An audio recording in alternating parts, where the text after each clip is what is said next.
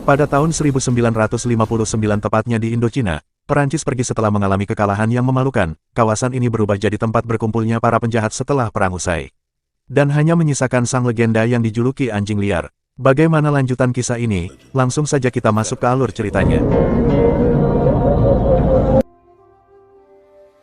Cerita dibuka dengan seorang pria yang berada dalam penjara. Tepat pada hari itu, dua orang petugas menyuruhnya keluar dan memborgol tangannya. Petugas itu membawanya ke tempat berkumpulnya para penjudi, di mana tempat itu adalah tempat bertarung bebas antara hidup dan mati. Dengan sangat terpaksa pria yang bernama Martin bertarung demi para penjudi itu.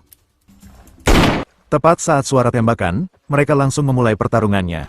Mereka saling jual beli pukulan, Martin memukul dan menendangnya. Saat pria itu terbuka pertahanannya, Martin memukulnya lagi hingga pria itu terjatuh, dan akhirnya Martin pun jadi pemenangnya.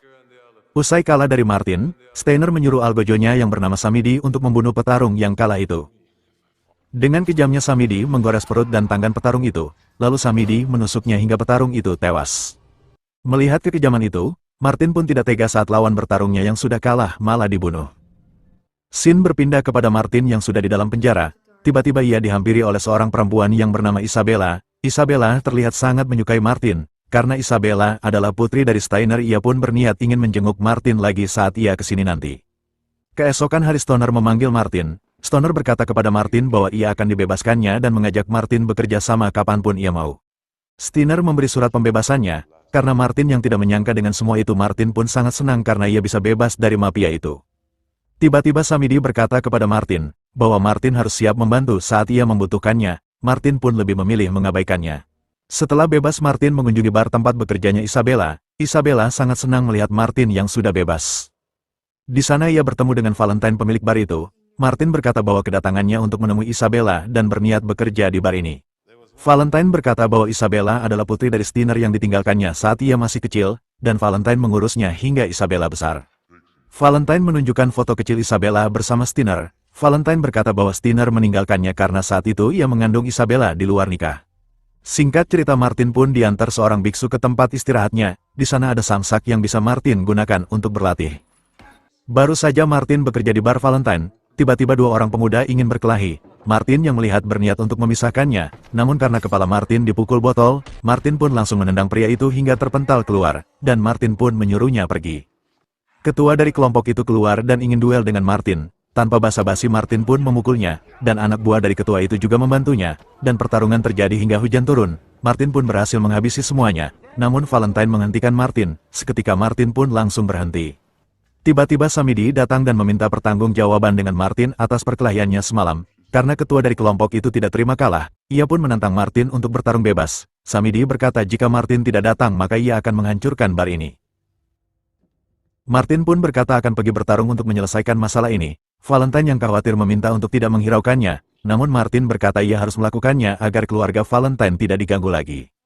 Martin pun bersiap untuk pergi dan berpamitan kepada Isabella. Martin berkata akan kembali secepatnya setelah pertarungannya selesai.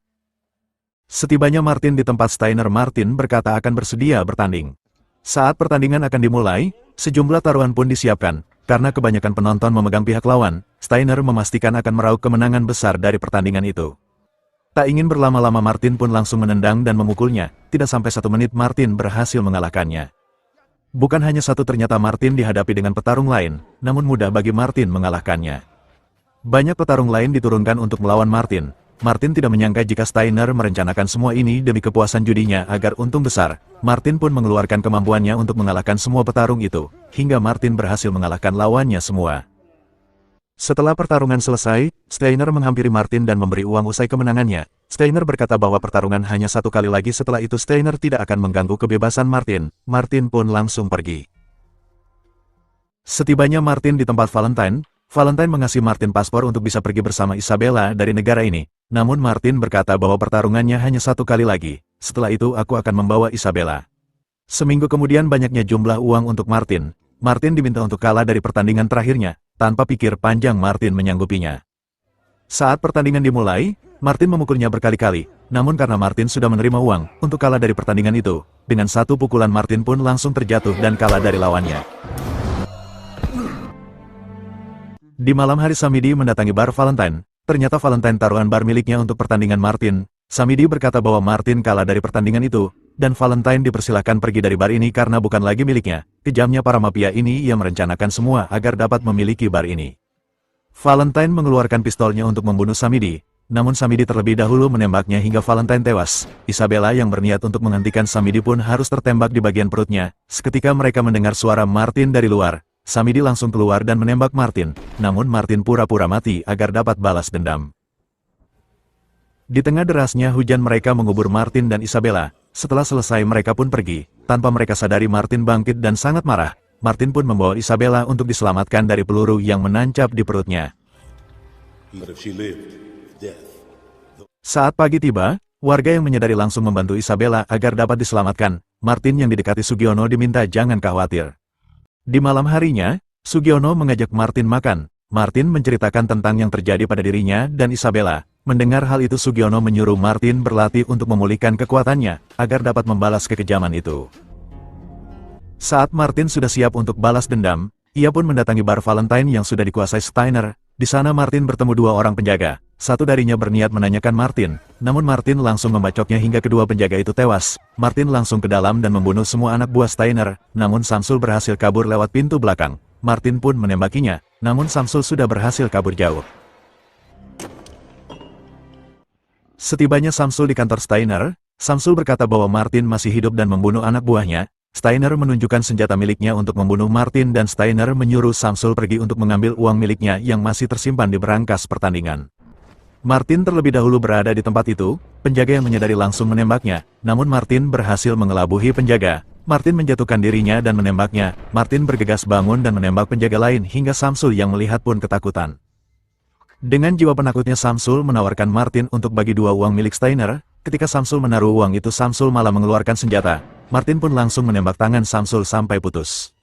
Martin mengambil granat yang ada di berangkas, dan ingin meledaki tempat ini dan Martin pun bergegas pergi dari tempat itu.